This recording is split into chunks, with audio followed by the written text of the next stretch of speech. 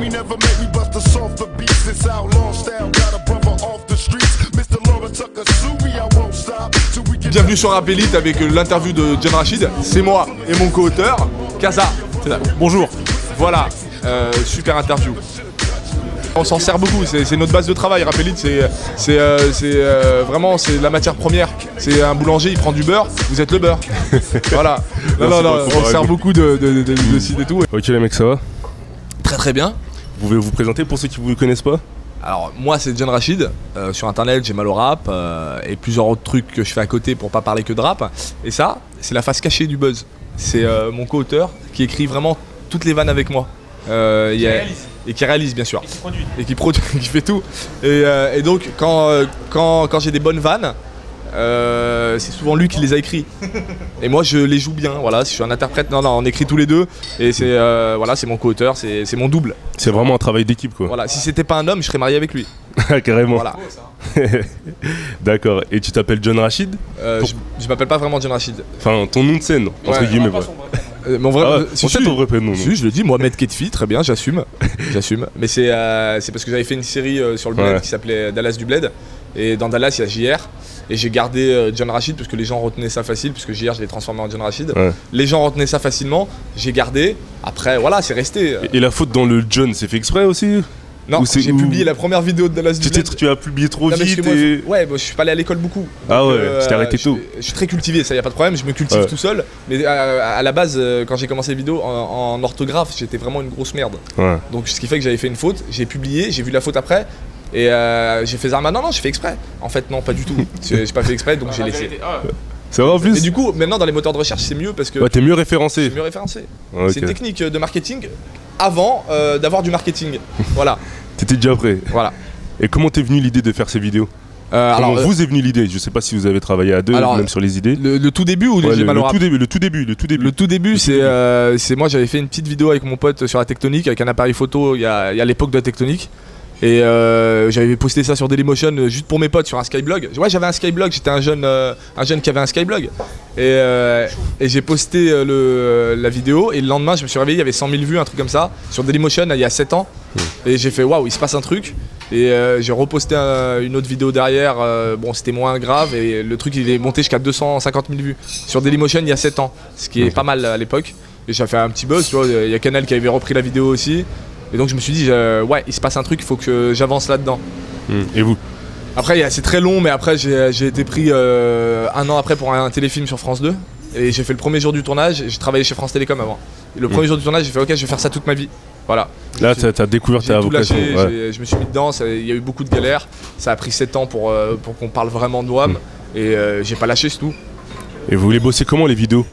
Ça vous met combien de temps entre l'écriture, le montage et la diffusion? Les J'ai mal au rap ou même ce que vous avez pu faire avant? Bah en fait les J'ai mal au rap c'est parti, j'explique la jeunesse de J'ai mal au rap comment c'est parti. On écoutait un son de Fouini Babe et on était en séance d'écriture. Avec Karim. Et on écrivait un épisode d'un podcast, je sais plus ce qu'on écrivait. Et on écoutait un son de Laouni et il dit une phrase, on s'est explosé de rire. Et après il m'a sorti une phrase très simple qui a lancé tous les J'ai mal au rap. Il m'a dit comment il a fait pour avoir les photos du zizi de Booba. Et moi je me suis explosé de rire. Quand il m'a dit ça j'ai dit attends on a un petit truc et je lui ai fait derrière le dealer de zizi en mode van quoi, entre potes. Et je lui ai dit vas-y viens on tourne un truc, il était 23h. Je fais attends là on tourne un truc en 2 secondes, on le met comme ça, on s'en bat les couilles, c'est pas pour le buzz ni rien du tout, on le fait comme ça parce que ça nous a fait rire. Pour le délire. Parce que quand ça nous fait rire on le fait. Quand ça nous fait rire on le fait, j'ai dit vas-y on le fait, je l'ai posté même à 2h du matin, le premier épisode de J'ai mal au rap. Et j'ai vu très vite que le lendemain il y avait 200 000 vues. J'ai fait waouh, il y a un truc là. Et vraiment on s'est pas pris la tête, on se l'est fait comme ça pour délirer. Et après on a décidé de continuer et en vrai ça nous a pris là, pour le coup, ça nous a pris une vanne. Le soir on a continué d'écrire. On a continué d'écrire le soir, ouais. Et le soir on a écrit le soir vite fait, on a tourné le soir même. Et après je l'ai monté moi vers 1h du matin et je l'ai balancé tout de suite après. Donc c'était vraiment très rapide. Mais quand vous écrivez, vous écoutez quand même les textes des artistes en amont, peut-être vous les avez déjà écoutés, donc ils vous sont restés dans la tête. Ouais, pour la fouine, comme c'était pas encore on n'avait pas encore le concept, pour la fouine on avait juste pris le son qu'on avait écouté et on avait tiré 2-3 phases, même on s'était trompé, il y avait une phase que c'était pas elle était pas à lui. Donc c'était pas poussé, il y avait pas trop on réfléchissait pas à ça. Donc on C'était a au feeling quoi, direct. Ouais, au feeling, on avait écrit ça. Et après, quand on a vu que c'était quelque chose qui était pas mal et qu'on avait créé un petit concept, là, on a commencé à réfléchir. Alors, on a des bases pour écrire, c'est Rap Elite et Rap Genius. Donc on regarde les interviews des rappeurs sur Rap Elite la plupart du temps et on va voir les paroles, on écoute tous les albums vraiment. On les écoute et on les lit. Ouais, un peu comme nous quoi. Ouais. On écoute tous les albums, on les lit et dès qu'on trouve des trucs drôles, parce que franchement après, même si le fond est sérieux, parce que nous ça nous fait vraiment mal d'écouter des trucs un peu basiques alors que les mecs sont forts la plupart du temps. Moi tous les rappeurs dont j'ai parlé, et je parle pas de Clash parce que je suis plus éduqué que ça, et puis c'est vraiment un délire pourri les délires de Clash je trouve, et pratiquement je les respecte, y a pas de problème, et j'ai surtout déjà kiffé plein de sons de certains, pratiquement tous, il y a des sons où je me suis dit putain il est fort, et juste ça me fait mal de voir des fois qu'ils se prennent pas la tête, qu'ils écrivent ça en 10 minutes et voilà, après on lit, on prend des phases un peu moyennes. Des fois on pousse le délire pour faire une vanne. Bien sûr. Moi je suis humoriste, enfin voilà. C'est marrant, bien sûr. En fait, on n'est pas des donneurs de leçons, si tu veux, tu vois. C'est que la base des bases, c'est de se faire marrer. Donc ouais, évidemment qu'on va chercher la merde quand on va le lire. On va pas te mentir, quand on regarde de temps en temps, dès que c'est bien, ouais d'accord, et dès qu'on va chercher la merde dès que tu peux rebondir sur le truc, bien sûr. Il y a de la mauvaise foi, il le dit dans les vidéos.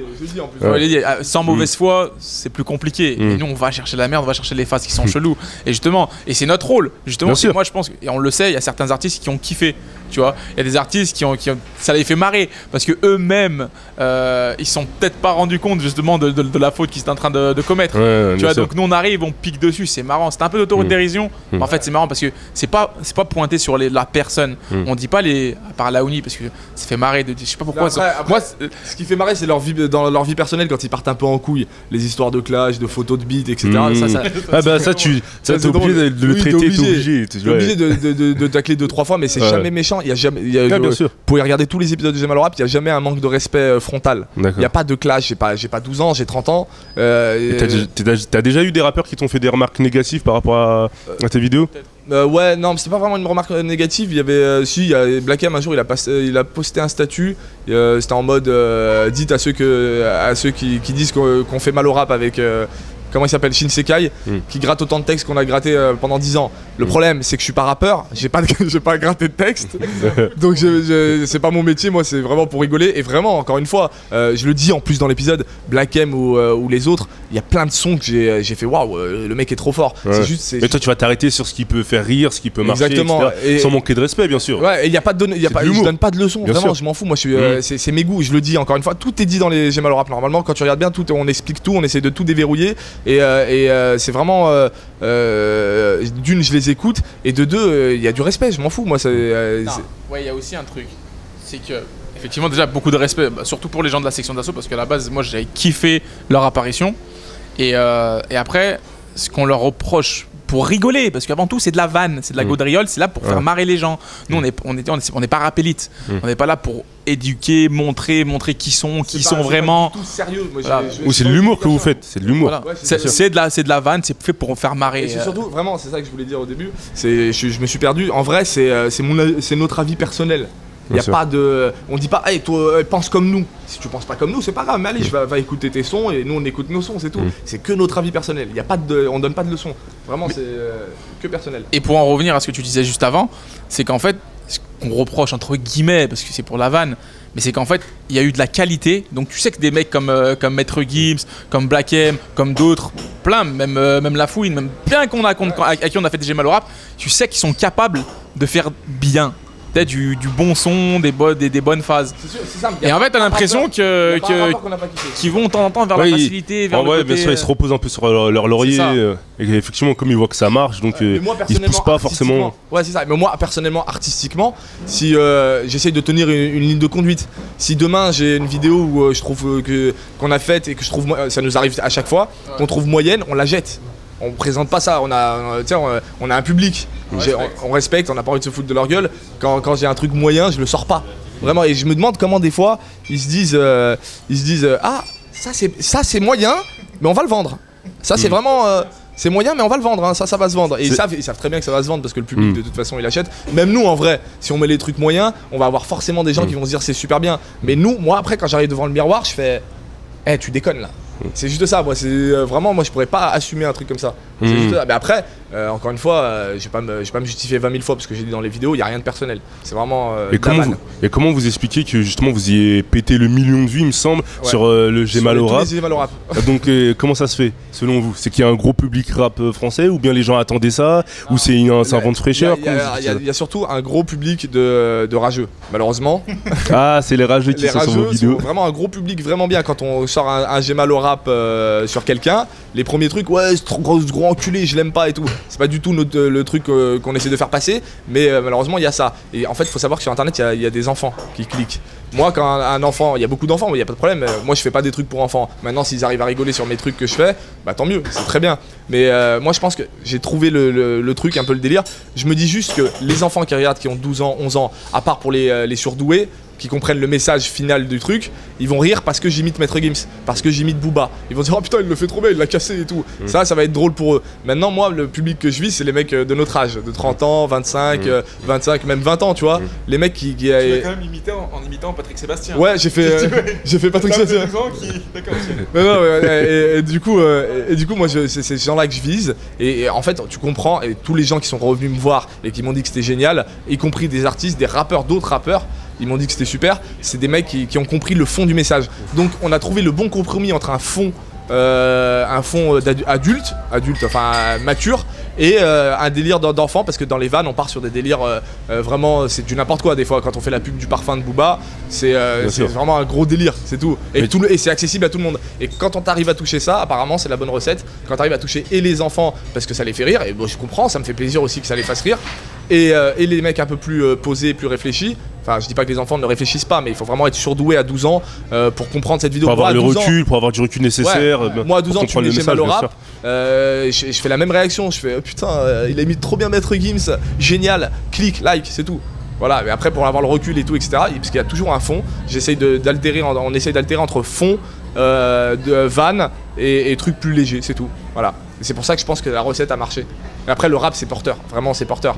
C'est un vivier. Je lisais un article qui disait que, d'ailleurs j'ai vu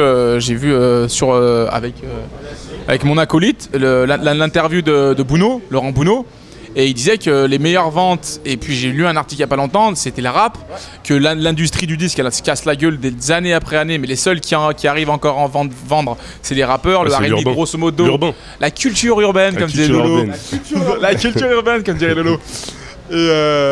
Et voilà, donc voilà, donc ça prouve que c'est un marché porteur. Ça prouve que ça baisse pas en régime. Tu vois, les médias, ils commencent à en parler de plus en plus, mais ils se cachaient jusqu'au maintenant. C'est obligatoire d'en parler. Ils peuvent plus faire semblant. Mais le problème, c'est que ça les médias, ils parlent pas forcément ils mettent pas en avant des mecs un peu sensés et bons. Il y a un gros problème. Moi, je viens de lire la bio d'Akhenaton. Ouais, j'ai lu la bio d'Akhenaton et c'était génial. Vraiment, à part le début quand il parle de son enfance dans la garrigue, quand il raconte qu'il jetait des fleurs avec il se cachait dans les buissons avec son cousin, ça nous intéresse pas vraiment. Ouais. Mais ce livre est génial, c'est une tuerie. Et il est après, quand tu passes les 15 pages de garrigue, il se passe des trucs de ouf dedans et c'est magnifique. C'est vraiment ouais. Et il parle vraiment du rap et de son expression. Il parle du rap, de ce que c'est devenu, parce que vraiment moi quand j'étais petit, mes sons de référence c'était tout ce qui faisait IAM, Petit Frère et tout. Quand t'écoutais Petit Frère, tu te posais des questions. Tu te disais putain attends et je me prenais pas ça pour moi un adulte il vient il me dit arrête de, parce qu'on faisait les cons quand on était petit dans le quartier, t'es obligé un petit peu, enfin t'es pas obligé mais ça fait partie du game.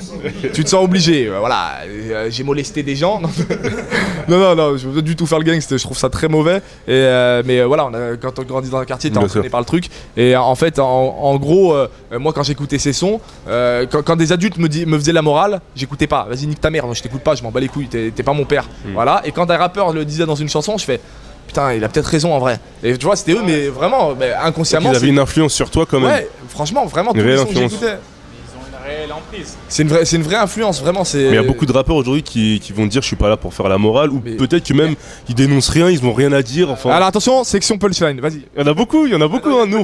Il a une punchline. Nous on fait les interviews. On en discutait tout à l'heure, vraiment, juste avant que vous arriviez. Et je dis en fait, quand tu luttes pas contre un problème, t'en fais partie. Boum. Non mais voilà, on déconne pas nous mec. On est pas là pour faire rire. En fait, arrête. Eux, ce qu'ils disent souvent, c'est que en fait, eux, ils sont là pour faire leur carrière, vraiment, prendre leur argent. Moi, et voilà. Je les attaque pas. Ouais, mais ça c'est faux. Il y en a beaucoup qui sont comme ça. Tu peux pas dire. Je comprends que t'aimes les thunes et que tu veux faire ta carrière, mais évidemment. Après, inconsciemment. Il y a les dénonciateurs de studio aussi. Ils sont là, ils crient dans les cabines de studio, ils crient on dénonce ça, mais alors, au final, ils font pas grand chose. Je suis d'accord avec toi. Mais par exemple, Maître Gims, moi, je lui reproche rien. À part qui me fait marrer sur certaines punchlines qui sont incroyables, qui sont de turfu, mais en 3075, il est fort. Là-dedans, franchement, tu sais quoi, il restera. Non, vraiment, il fait des trucs. Mais moi, je lui reproche rien parce qu'il chantant, c'est kiffant. Et même moi, j'écoute dans la voiture des fois, tu sais, c'est un peu, de temps en temps. Le truc, c'est quand c'est des mecs qui ont entre 30 et 40 piges, et même de temps en temps un peu plus, et qui font des zigs pour des enfants de 12 ans. Faut pas qu'il. C'est ça, vraiment. Les mecs de 30 ans, moi j'écoute pas, j'écoute plus ça. Et là où t'es influençable, c'est quand t'es jeune, c'est avant l'adolescence, pendant l'adolescence. Il faut pas on peut pas se mettre derrière un truc en disant ouais bah non mais moi je fais mon truc, c'est pas grave si. Non, tu sais très bien que t'influences. Tu veux qu'il fasse quoi, une musique qui est un peu plus élevée, on va dire artistiquement au niveau des sonorités, ou au niveau du message, c'est ça que tu veux? Les sonorités, honnêtement, moi je suis pas musicien, j'ai pas l'oreille musicale. Ou bien au niveau du message qui délivre, c'est ça? Les textes. Quand on parle de crack, de drogue. Avant on n'entendait pas ça. Maintenant, crack, héroïne, coke, dans tous les machins, les mecs, tu les écoutes, c'est des Pablo Escobar en puissance. C'est ils sont dans le rap. Mais les mecs, on sait très bien. Inconsciemment, même s'il prend son bif, il fait sa zig pour son bif et tout, c'est normal, je comprends, y a pas de problème. Mais inconsciemment, t'influences ces gens-là. Bien sûr. Et tu laisses dans l'idée que faire ça, c'est bien. C'est pas cool. mal. C'est normal. C'est normal, c'est rap, c'est ghetto. Il y en a beaucoup qui se déchargent de leurs responsabilités. Ils disent non, moi j'influence personne. Mais tu peux pas. Ma vie. Tu peux pas tant que tu vends, t'as une responsabilité. Wallah que moi, quand je dis wallah, ouais. Dans les interviews, je sais pas pourquoi. Non mais là, je suis parti. Là, c'est le cœur, frère. C'est le cœur. Non mais moi. On croyait qu'il disait la vérité. Ouais, non mais. On avait pas de doute. Non mais quand je fais une vidéo, par exemple, et je sais très bien que je vais toucher des personnes. Je vais pas m'amuser à raconter des trucs bizarres. Tu vois, je me sens sur moi-même. Surtout, il y a pas de scène de sexe, des machins comme ça dans mes vidéos. Pourtant, on est et pourtant, on est un internaute.